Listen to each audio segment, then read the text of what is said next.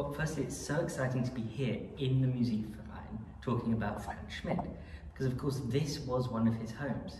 He performed in the Vienna Philharmonic, in the Vienna Staatsoper. He was principal cellist. He was Gustav Mahler's favourite cellist, and of course Mahler is everywhere here. His symphonies were all premiered behind me in the main hall, and as you just mentioned, there's something about the acoustic of this hall that sort of permeates all of his music. Actually, it's something in these are wonderful new recordings that we've tried to find again.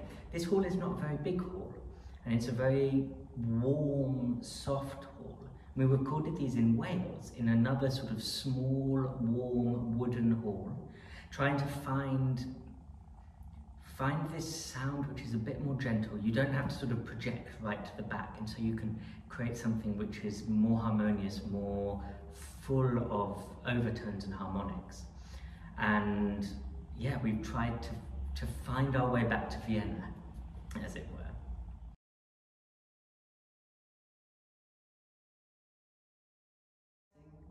Oh, I think this hall here definitely influenced his writing, even just his inner ear and his expectation of sound. There's a few almost peculiarities. For instance, he often writes flute parts much louder than any of the other wind parts, which for me doesn't mean that they want to sound louder, but that he, either in the orchestra pit or where the cellos sit on stage here, you don't hear the flutes very well, so he orchestrates them louder. The other thing is he often has the bassoons right at the bottom of the orchestra, which is very rare. No double basses, no cellos, but bassoons.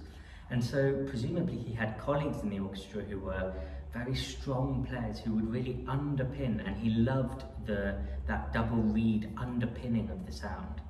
I mean, another thing is there's this almost joke about the second symphony, that it's so difficult because he wrote it for his colleagues and to challenge them in the orchestra. However true that is, I don't know, but I like it. But even more, I think his music, I've spoken a lot that his music is never bombastic, it never goes over the top. It's always graceful, it's always, even when it's really loud, and there are two catastrophe moments in the fourth symphony. At the end of the second symphony is this huge chorale with sort of big emotional Sturm und Drang strings underneath, but it never goes over the top. And I think that that's a really important element, and it comes from this hall, because if you play too loudly in here, then it sort of becomes nasty. So I think absolutely this hall, the opera house as well, but also he was a chamber musician, he was a pianist, he was a cellist, he of course composed, he ran the Vienna Conservatoire, and I think his chamber music playing really infiltrates that, because it's much more intimate, it's much more nuanced in a way, much more detailed and much more personal. I mean, I'm very gutted that we have no recordings of him playing. There's an apocryphal recording of him playing the piano part in the Schubert-Traut Quintet, which apparently goes super fast, but I've not been able to find it. But we know other pianists, other musicians from his time, his compatriot, Ernst von Dochniani, who was born in the same town as him. They were both organists of the same church at the same period. We have piano playing by him, which is so gentle, powerful but gentle, so flexible, really characterful. We know we have some late recordings of Felix Bauxbaum, who was the principal cellist here under Mahler with Schmidt, and there was a bit of a kerfuffle because Mahler preferred Schmidt's playing to Bauxbaum's. But we have recordings of him also in the Bauxbaum Quartet, the Barelli Quartet, the Wiener Concerthouse Quartet, all who knew Schmidt. So there's a lot of sort of evidence from that period, and it's all a little bit more organic, a little bit more, you know, they played gut strings, not Baroque. We're not talking senza vibrato and that sort of stuff. We're talking just a warmth and a reality to the sound. Pre-digital, pre-machines, you know, the record was starting to come in. There were of course wax cylinders, but music was a living thing. It didn't exist if it wasn't in a concert hall. And we've really tried to create living symphonies. And I think that, for me, that comes out of Schmidt's notes. He apparently played everything differently every single time. And I've taken that really to heart. So if there's ever a repeat or a phrase that comes back, I've tried to differentiate it from what comes before. Because of course, if the same music comes back in a different position, it has a different function. It means something different.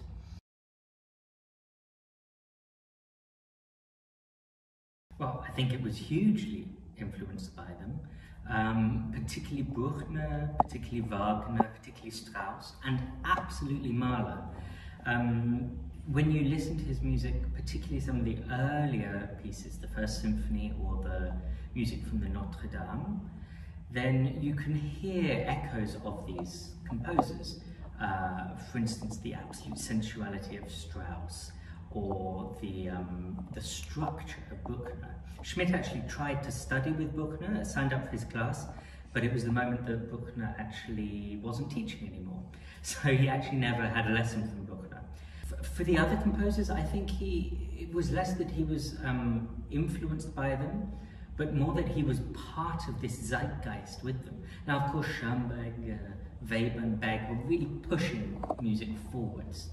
But Joseph Marx, Zemlinsky, Schmidt, Strauss, even to a certain degree, after 1914, they were still exploring things that were still to be found in some of the older traditions.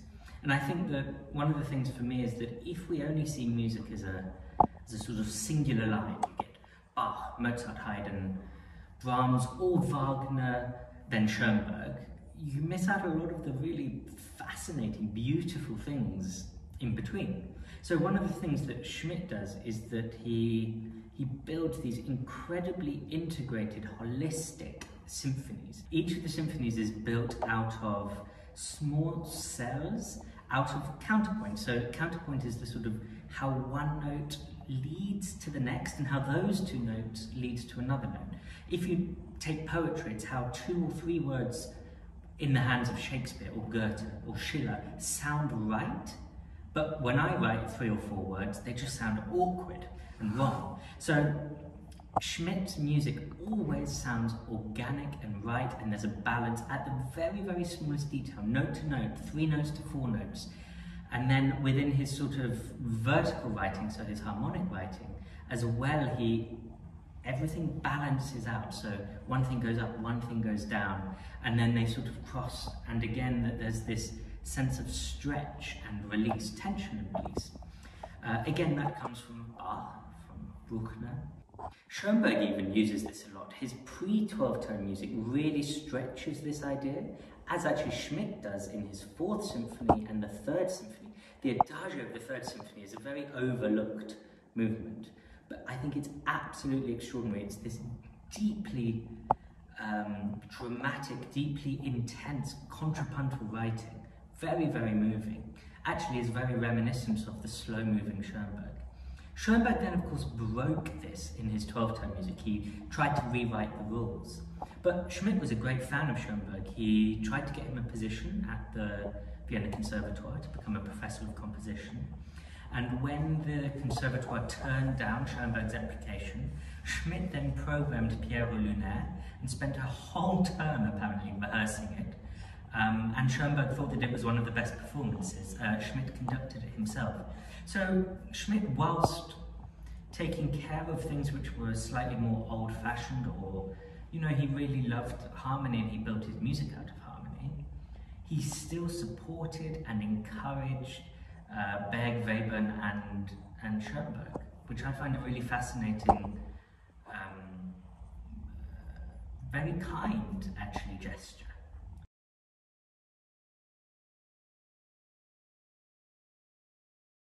So on this disc we've recorded the complete symphonies, which is 4 symphonies, plus a very early work called the Carnival Music in Intermezzo from Notre Dame. It's a bit confusing because it's actually one of the first pieces we have of Schmidt, but it was called the Fantasiestucke, which was a piano concerto written for the engagement to his first wife.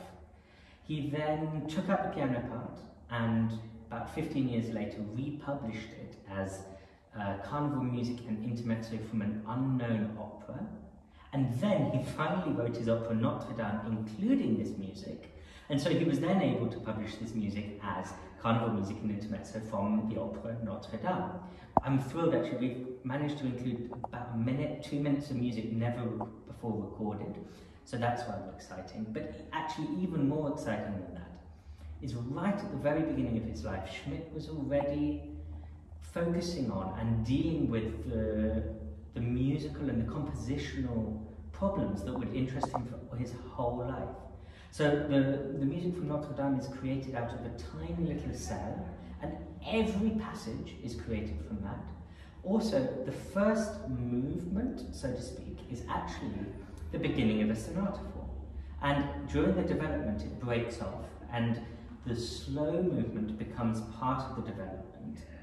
And then the third movement, which is a scherzo and trio, actually becomes the recapitulation, at least harmonically, of the very first movement. And this is exactly what Schmidt does then, to huge, huge effects in his absolute masterwork, the Fourth Symphony.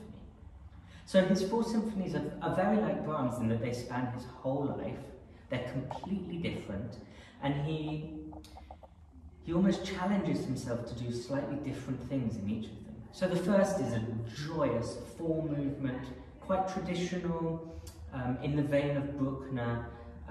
It's a symphony which he wrote when he was 19. I mean, I could barely do anything when I was 19, so I find that doubly extraordinary. But it's got, of course, echoes of Schumann, Brahms, Strauss, Wagner, Bruckner, but it already has this very, very specific, personal, intimate voice of Schmidt's, and his sound world is all there.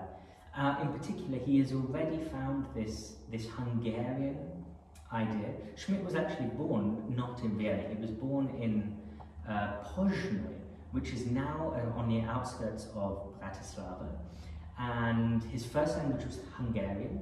He apparently spoke Slovakian with his servants at home, and then he learned German later on when he moved as a teenager to Vienna. But he was very, very proud of his Hungarian heritage, and he described his mother as being purebred Magyar. And so he writes in all of his symphonies, but already in the first symphony, these passages of sort of Hungarian exoticism.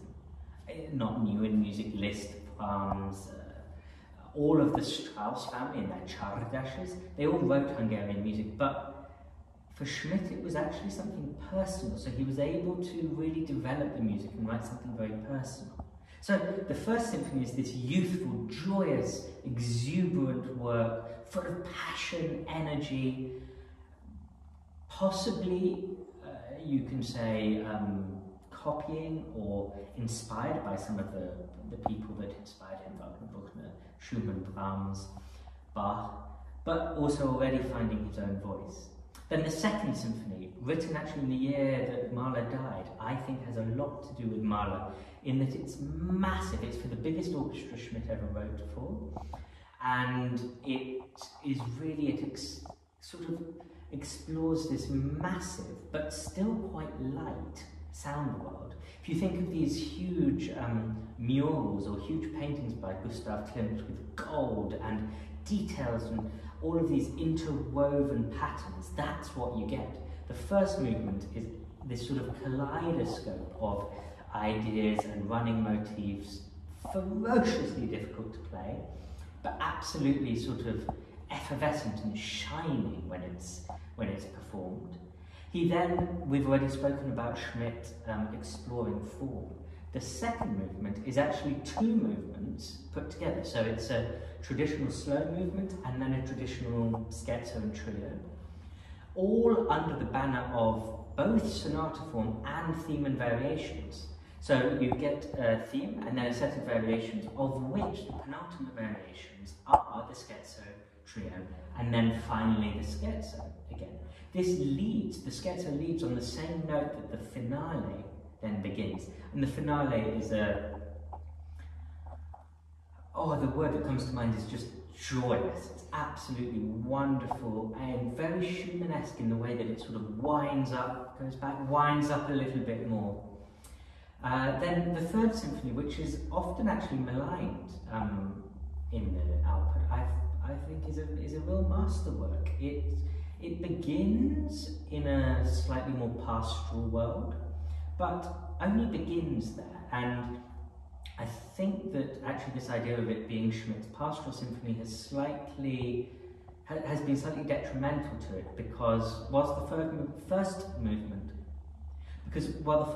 can be understood as a sort of pastoral with flutes and woodwinds and this almost sort of serenade idea, the second, the third, and particularly the finale are absolutely some of the most dissonant, almost gnarly, intense music that Schmidt ever wrote. Although it's never loud, it's never bombastic, as I keep saying. It's always graceful, and it's always done within this bound of counterpoint, where everything's created out of these small cells and the relationship of one note to another note. I think the second movement of the third symphony is just marvellous, and it needs you to really listen to it, as all of Schmidt's music does. You need to sort of sit forward and listen into it. It doesn't come and hit you in the face, but once you enter it, it never lets you go. Then, of course, the fourth symphony is his most famous piece. In many ways, it's his best. It's sort of written later on in his life, and it's a complete masterwork. Every single gesture in it, every part of every note of every part, if you take any bar, it all comes from this solo trumpet at the beginning. The piece begins and ends with solo trumpet, and is in some ways a funeral march or a requiem for his daughter. His daughter died very sadly in childbirth. She was an adult daughter by this point, and she died in childbirth the previous year. And the trumpet was Schmidt's sort of memory of his childhood, and the trumpet line is then completely metamorphosized by the end from something very grief-stricken and sad into something with hope. The second movement, which I think is, if you've never heard any Schmidt before, start with the second movement of the fourth symphony. It's a funeral march that will blow you away. It's absolutely extraordinary. With a solo cello, which was of course Schmidt's instrument. You start with this very plaintive melody, and then in the middle it gets quite nasty, quite dramatic, very sort of painful, that pain of grief. And then this sort of turns into a scherzo with a huge catastrophe moment. And out of this catastrophe, you get this extraordinary last movement, which is the same as the first movement, but everything has changed. And it's desolate right up until the end, where there's this change into perhaps something more hopeful. Then we get to the fourth symphony, which is, I think, his most famous symphony, but also arguably his absolute masterpiece. It's his most famous because it's so visceral, it's so affecting, so strong. It's the first piece I came across actually as a teenager when I was at college. And I went up to the library and found this old disc of Zubin Mehta conducting the Vienna Philharmonic, and I put it on. I had no idea what the music was about, and it just smacked me. It was so powerful. There is a story to it. It's in some ways a requiem for his daughter, who died very sadly in childbirth. And Schmidt writes this very plaintive, sad, grief-stricken. It begins with this solo trumpet. I don't know any other piece. A bit like Mahler 5, but not accompanied at all, just out of nowhere, this falling solo trumpet. It also finishes with the same solo trumpet line, but you get these strings underneath, which change this line into something more hopeful. Really, it's transfigured from grief into there is possibly life after grief. The second movement, if anyone hasn't heard any Schmidt before, start with the second movement of the fourth. It is visceral and strong. It's a funeral march. It begins with this very, very plaintive, sad, doloroso cello solo. And cello was, of course, Schmidt's instrument, so it's incredibly intimate and tender. Then out of that, this rather violent, rather angry, aggressive, still within a very graceful framework though, funeral march comes with the drums and the horns and the trombones, sort of growling in a way. And then we get this solo cello again at the end, played by all of the orchestra with counter melodies. It's absolutely beautiful. I challenge you not to like it. It's just extraordinary. But another reason why this fourth symphony is his complete masterwork is it is so holistically created.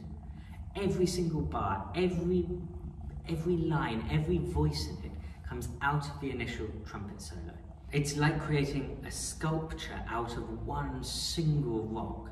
It's so tightly constructed, but it never sounds academic, it never sounds constructed, it sounds deeply emotional. And we've tried to really, in these performances, really bring out the variety that Schmidt gets out of no material at all. It's a really extraordinary piece.